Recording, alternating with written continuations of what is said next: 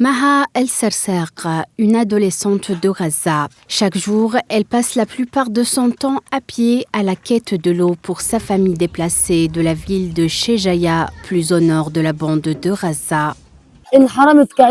J'ai été privée de ma vie d'enfant. Je me réveille le matin et j'apporte de l'eau pour faire la vaisselle, puis laver les vêtements. Il n'y a pas d'enfance pour nous. La vie n'est pas facile sous les tentes.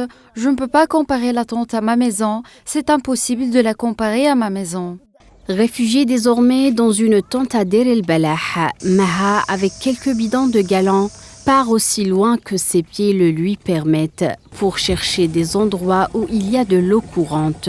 Les heures de marche, parfois 10 fois par jour, ne garantissent pas qu'elle trouvera de l'eau. Je marche toute cette distance, je pars tôt. Parfois je trouve de l'eau, parfois non. Ce n'est pas facile d'avoir de l'eau. Je dois marcher une longue distance. Je marche sur mes pieds et parfois le soleil frappe pendant que je marche et je cherche de l'eau. La tâche de récupérer de l'eau est ardue pour l'adolescente qui souffre désormais des problèmes de santé, tels que des maux de dos et des mains enflées. Le transport d'eau est épuisant. J'ai mal au dos et aux mains. Mes mains sont enflées. Je ne vais pas chercher de l'eau 1 ou 2 fois par jour, mais plus de 10 fois, du début de la matinée jusqu'à l'heure du coucher. Nous transportons de l'eau pour faire la vaisselle le matin et pendant l'iftar.